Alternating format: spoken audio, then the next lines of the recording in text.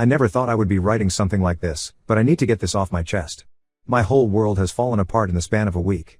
My wife Deborah, 29F, and I, 31M, have been married for 5 years, together for 8. We met during our junior year of college at a mutual friend's party. She was studying art history while I was doing accounting. From the moment we started talking, we just clicked. She was this bright, creative person who balanced out my more practical nature. We dated throughout college and got married a year after graduation. Everything was perfect until my friend Tom, 32M, became a more regular part of our lives. Tom and I go way back to high school. He came from old money but never acted like it.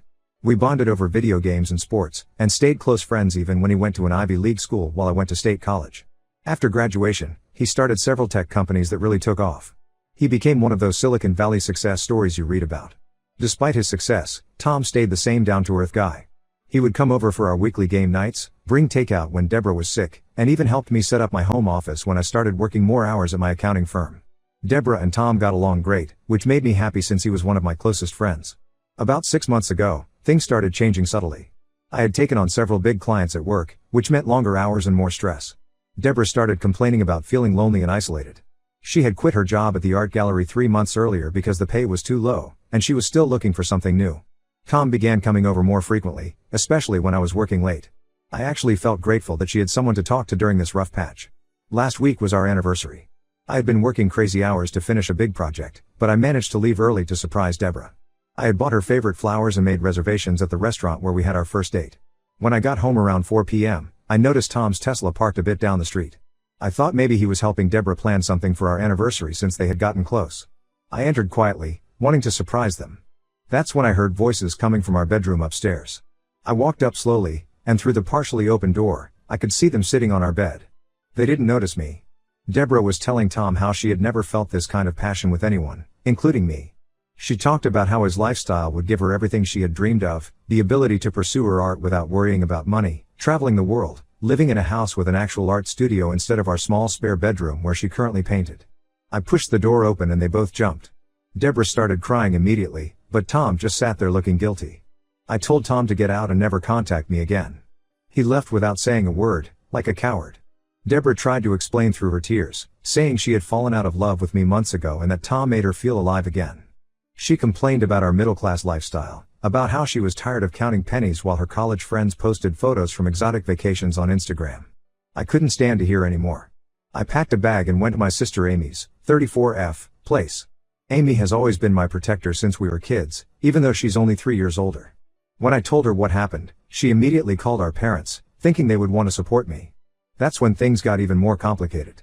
My parents run a catering business they built from scratch 20 years ago. It's moderately successful, but a huge part of their income comes from corporate events they cater for Tom's family's businesses. Tom's father is on several company boards and has been recommending my parents' catering service for years. When my parents found out what happened, instead of being angry at Deborah and Tom, they started pressuring me to forgive her. My father said I needed to think about the bigger picture. He suggested that maybe I had contributed to the situation by working so much. My mother called yesterday saying Deborah had visited them, crying and promising to never see Tom again if I took her back. She claimed Tom had manipulated her with promises of a better life, and that Deborah had realized her mistake. My parents think I'm being stubborn by not giving her another chance. But I can't forget what I heard in that bedroom. The way Deborah talked about our life together, like it was some kind of prison she needed to escape from. The way she dismissed our 5 years of marriage as if it meant nothing compared to Tom's money and status. This wasn't just a moment of weakness or a one-time mistake. She had been planning this, probably for months, while I worked extra hours trying to build a better future for us. The worst part is that my own parents care more about their business connections than their son's happiness. They keep talking about forgiveness and second chances, but I know it's really about keeping their catering contracts with Tom's family. They're worried about losing their biggest client, and they're willing to sacrifice my dignity and self-respect to prevent that from happening. Amy is the only one firmly on my side. She helped me find a good divorce lawyer, and I filed the papers yesterday. Since then, Deborah has been blowing up my phone with calls and texts, alternating between begging for forgiveness and accusing me of driving her to Tom with my workaholic tendencies. My parents keep saying I'm being hasty and that I need to think about how this will affect the whole family. I've blocked Deborah's number and told my parents I need space. Right now, I'm focusing on getting through the divorce proceedings and trying to rebuild my life. I know in my heart I'm doing the right thing by ending this marriage, but it hurts that my own parents are choosing their business interests over their son's well-being. At least I have Amy in my corner. Am I wrong for not giving Deborah another chance? Should I really consider my parents' business situation in this decision? I feel like I'm the only one seeing this situation clearly. Update 1: Everything has gotten so much worse since my last post. The situation has spiraled in ways I never imagined possible. Deborah moved in with my parents last week, showing up at their doorstep late at night with several suitcases, claiming she had nowhere else to go. According to her, Tom completely ghosted her after I caught them together.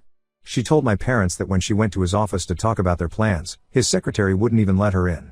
My parents not only took her in but welcomed her with open arms.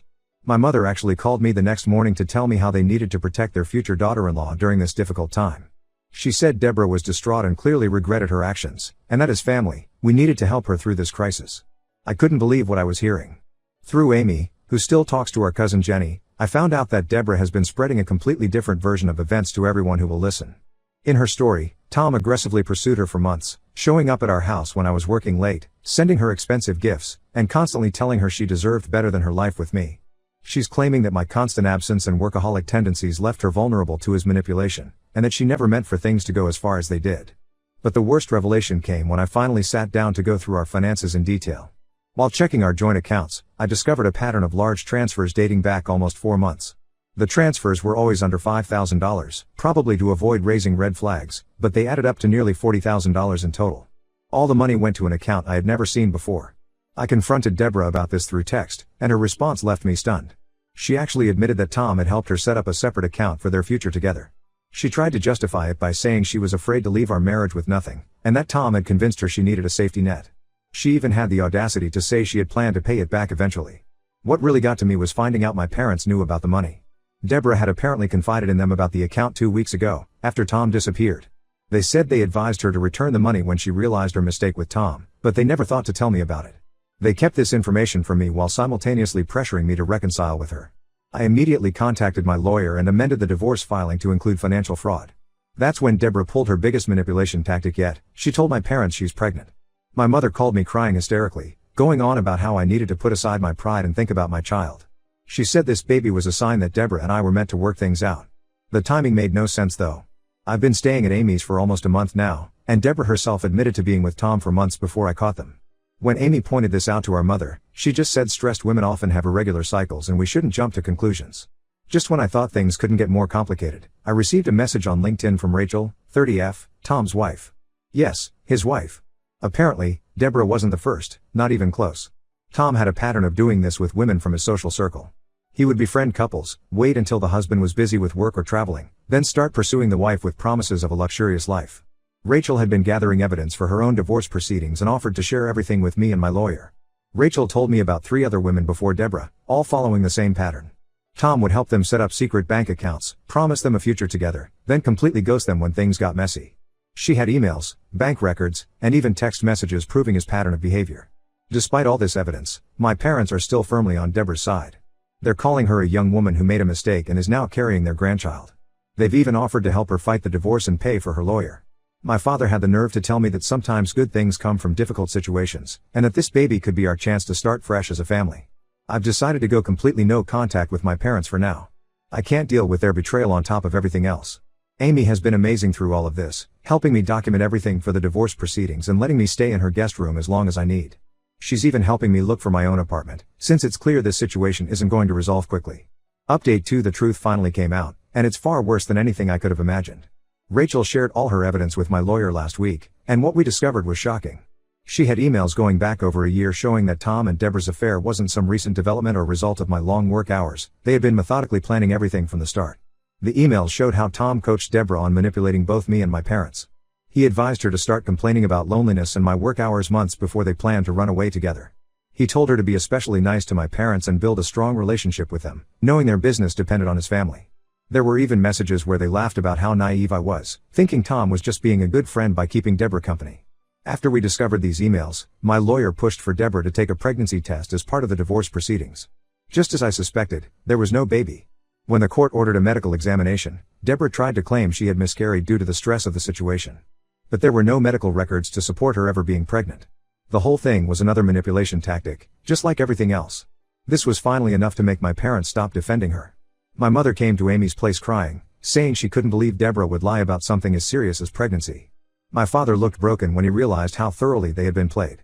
They apologized for not believing me, but honestly, it feels like too little, too late. The financial situation turned out to be even worse than we initially thought. Rachel's evidence helped us uncover that Tom hadn't just helped Deborah set up one secret account, there were multiple accounts spread across different banks. The total amount taken from our joint finances was actually closer to $75,000.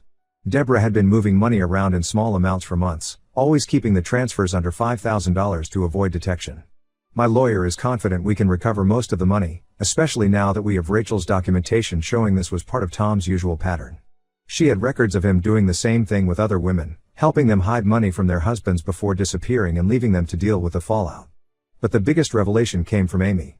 After seeing the pattern in Rachel's evidence, she hired a private investigator to look into Tom and Deborah's recent activities. The PI discovered they had purchased plane tickets to leave the country next month, planning to disappear before the divorce was finalized.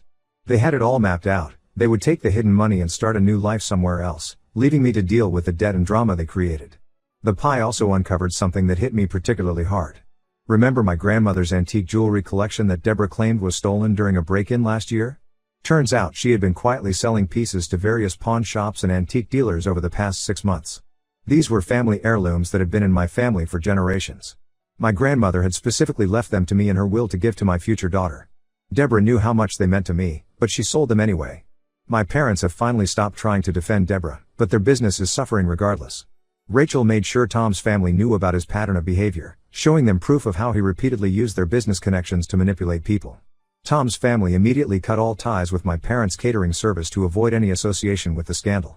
My parents are now facing serious financial difficulties, but after how they chose Deborah over me, I'm finding it hard to feel sympathetic. Deborah moved out of my parents' house the day her pregnancy lie was exposed. From what I heard through mutual friends, she's staying with her sister now. She's still trying to contact me through different people, but her story has changed yet again. Now she's claiming she was going through a mental health crisis and wasn't thinking clearly when she made all these decisions. She's telling everyone she needs help and support, not punishment. Some of our old friends are actually buying her mental health story and suggesting I should be more understanding. But the emails Rachel found show how calculated and deliberate all of this was. This wasn't a crisis or a mistake, it was a long-term plan to take advantage of me and my family, and it only fell apart because I came home early that day and caught them. Update 3: The divorce is finally over, and the judge's ruling was completely in my favor. After seeing all the evidence of Deborah's deliberate deception, the financial fraud, the fake pregnancy claim, the planned escape with Tom, and the sold family jewelry, the judge was not impressed by her attempts to play victim. She was ordered to repay everything she had taken from our joint accounts and provide documentation of all the jewelry sales so we could attempt to track down and recover the pieces. The court proceedings revealed even more about their scheme.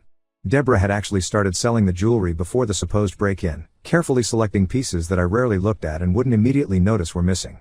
She had taken photos of each piece before selling them, planning to have replicas made once she and Tom were settled somewhere else. She really thought this through, which makes it even more disturbing.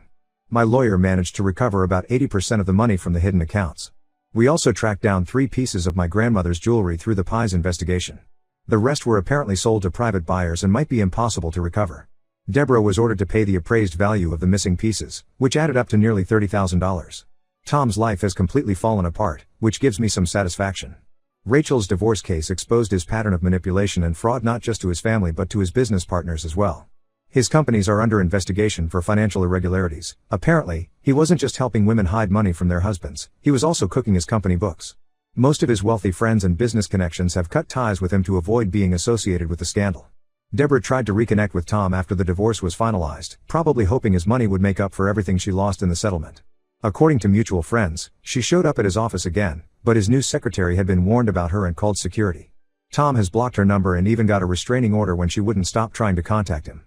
My parents' business is struggling, but they're slowly rebuilding with a different clientele.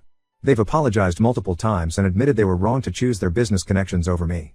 My father broke down during one visit, saying he'll never forgive himself for not believing his own son. I'm civil with him now but keep my distance. Weekly family dinners are a thing of the past. Some trust was permanently broken when they sided with Deborah and kept her financial fraud secret from me. Amy continues to be my biggest supporter. She helped me find a new apartment in a different part of town and introduced me to her colleague Mark, who's become a good friend. We meet regularly for drinks and sports games, which has helped me stay social instead of withdrawing completely. His wife Lisa has also been great, and they often invite me over for dinner. Deborah made one final attempt at reconciliation last week. She somehow got my new address, I suspect my parents gave it to her, and showed up unannounced with a long letter. She claimed the letter explained everything and would help me understand her actions better. She said she had been in therapy and realized she had deep-seated issues that made her act the way she did. I returned the letter unopened and told her that if she ever showed up at my place again, I would call the police. Some mutual friends think I'm being too harsh, especially since Deborah claims to be working on herself through therapy. But I don't believe she's really changed. She's just found a new way to try to manipulate people's sympathy. She only started therapy after losing everything: Tom's money, my family's support, and most of her friends who saw through her lies. I'm not dating yet and honestly don't plan to for a while. This experience has taught me a lot about trust and family loyalty. I'm focusing on my career and recently received a promotion at work, partly because my boss recognized how professional I stayed during all the personal drama. I've started taking some evening classes in financial planning, something I always wanted to do but put off while trying to build a life with Deborah. Life isn't perfect, but it's peaceful without all the lies and manipulation. I'm learning to trust my instincts more. Looking back, there were red flags I ignored because I wanted to believe the best about people I loved. I won't make that mistake again.